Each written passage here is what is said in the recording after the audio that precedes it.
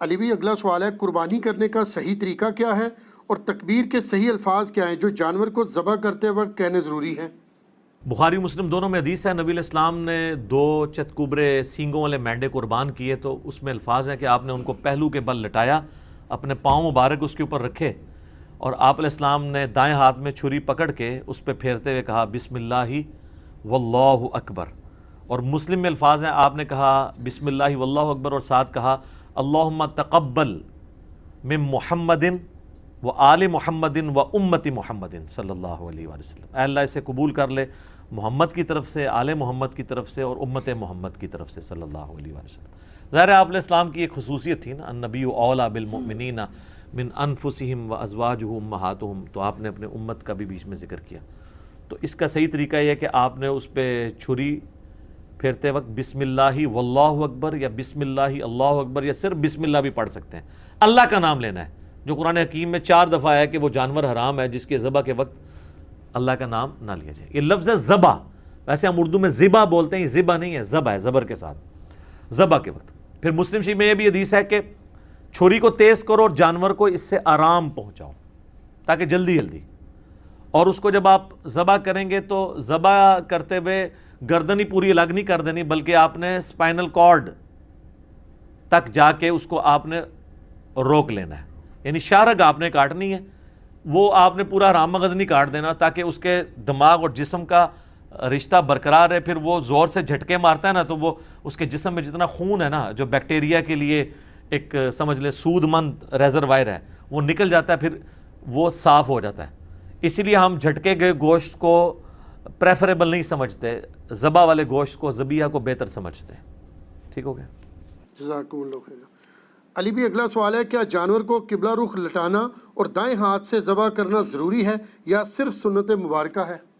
دیکھیں یہ سنت ہی ہے، فرض تو نہیں ہے۔ قبلہ رخ والا معاملہ تو مصنف عبدالرزاق میں ملتا ہے کہ عبداللہ بن عمر اس جانور کے گوشت پسند نہیں فرماتے تھے جسے قبلہ رخ قربان نہ کیا گیا ہو، لیکن یہ صرف ایک تقوی کی حد تک ہے، ورنہ جو آپ عام مرغیاں لینے جاتے ہیں تو وہ کیا قبلہ رخ کر رہے ہوتے ہیں؟ وہ بھی تو ذبح ہی ہو رہی ہوتی ہے نا۔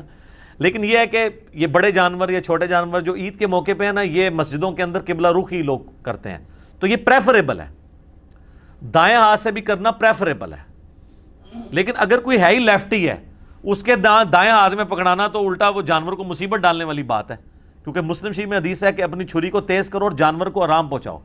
جانور کو آرام ایک لیفٹی اس وقت پہنچا سکتا ہے جب وہ بائیں ہاتھ سے اس کو کرے، کیونکہ طاقت اس کی اس میں ہے، تو وہ اس کا بائیں ہی بیسیکلی دایاں ہے۔ دایاں اس اعتبار سے بھی کہا جاتا ہے پاورفل، ٹھیک ہے، جس طرح بخاری مسلم میں حدیث ہے نبی علیہ السلام فرمایا اللہ کے دونوں ہاتھ دائیں ہیں، تو دونوں ہاتھوں نہیں دائیں ہو سکتے جیسا کہ اس کی شان کے لائق ہے، تو پاورفل، تو وہ لیفٹی کا وہی ہے۔ البتہ کھانے والا معاملہ اور لین دین میں چونکہ پاور نہیں لگتی ہے، وہ آپ دائیں ہاتھ سے کریں۔ صحیح مسلم میں حدیث ہے کہ شیطان بائیں ہاتھ سے کھاتا پیتا ہے، تم دائیں سے کھاؤ۔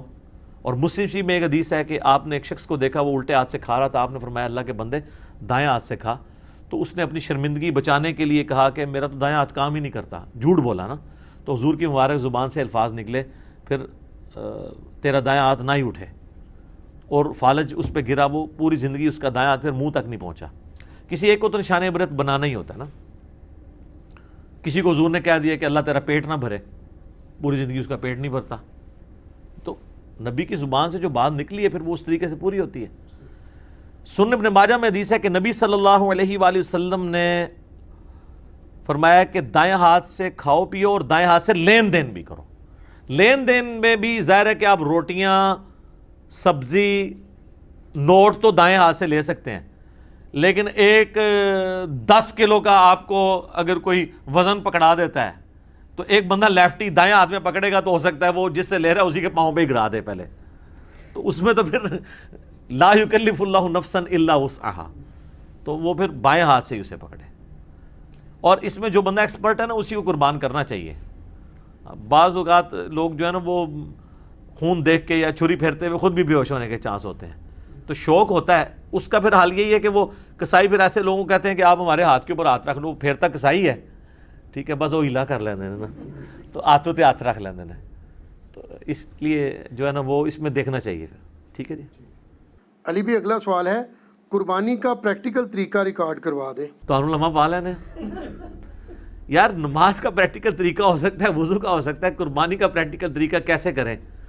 قربانی کا پریکٹیکل طریقہ آپ نے سیکھنا ہے تو آپ جن مساجد کے اندر کسائی وغیرہ عید قربان والے دن قربانی کر رہے ہوتے ہیں، اللہ کے فضل سے یہ ان چند چیزوں میں ہے جس میں کوئی مسلمان غلطی نہیں کرتے ہیں، کیونکہ وہ ایک اس میں چیز کوئی غلطی کرنے والی ہے نہیں ہے نا.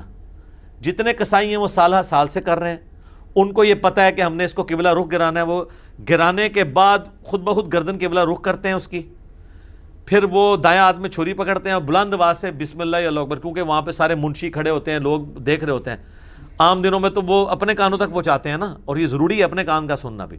اور عید کے دن تو وہ اونچے اونچے وہ پڑھ رہے ہوتے ہیں. یہ 3 ہی کام آپ نے کرنے ہیں، ان میں سے فرض کام تو ایک ہی ہے کہ بسم اللہ اونچی آواز سے پڑھ کے بسم اللہ واللہ اکبر آپ نے چھری چلانی ہے. باقی اس کو قبلہ رخ رکھنا یا دائیں ہاتھ سے کرنا یہ مستحبات میں سے.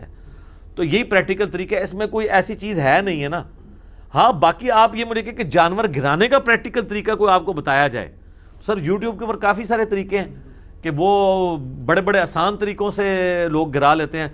جناب 1 منٹ کے اندر 40 اونٹ نہر کر دیے، کئی اتنے مار قسم کے کسائی ہیں. تو وہ آپ وہ دیکھیں، جو اناڑی کسائی ہیں، جو موسمی کسائی ہیں، ان سے تو ایک بیل نہیں گر رہا ہوتا. تو وہ جو پریکٹیکل طریقہ ہے نا، وہ آپ ٹیکنیکلی جو پکے قسم کے موسمی کسائی نہیں ہیں بلکہ صحیح والے کسائی، ان سے دیکھو وہ بڑے آسانی سے بڑے بڑے جانوروں کو ایک جو ہے وہ ٹانگ باندھ کے بیل، اتنے بڑے بڑے بیل گرا لیتے ہیں. اور اتنے بڑے بڑے اونٹ کو تو آپ کو صرف 1 پاؤں آپ اس کا باندھ لیں تو سفیشینٹ ہے. اس کو آپ ڈالیں تو وہ وہیں پہ کھڑا رہتا ہے، خون اس کا گرتا ہے اور وہیں پہ وہ نہر ہو کے گر جاتا ہے. لیکن اب آپ اونٹ کو گرا کے ذبح کرنے کی کوشش کریں تو سر وہ تو نہیں آپ سے گرے گا، وہ بہت طاقتور جانور ہے، اس لیے اس کے لیے نہر سنت ہے. اور بخاری مسلم میں حدیث ہے کہ نہر کرنا سنت ہے. عبداللہ بن عمر اس چیز کو ناپسند کرتے تھے کہ کوئی شخص اونٹ کو گرا کے ذبح کرے، کہتے تھے خلاف سنت ہے. اور نہر اتنا آسان ہے، اس کے نیچے چلے جاؤ، نرم سی جگہ، ایسے مارے آپ چھری، وہ نہ بدکتا ہے نہ کچھ کرتا ہے، وہ کھڑا رہتا ہے کچھ دیر تو اسے سمجھ ہی نہیں لگتی نا. اسی دوران اس کا اتنا خون گر جاتا ہے کہ بلڈ پریشر اس کا لاس ہو جاتا ہے اور وہ وہیں پہ گر جاتا ہے ایسے کر کے. لیکن اگر آپ اس کو گرانے کی کوشش کریں تو وہ تو جناب آپ کے ساتھ وہ کچھ کرے گا. تو اس کو آپ نے نہر کرنا ہے. فَصَلِّ لِرَبِّكَ وَانْحَرْ، اپنے رب کا نام لے کر نماز پڑھو اور نہر کرو. صحیح.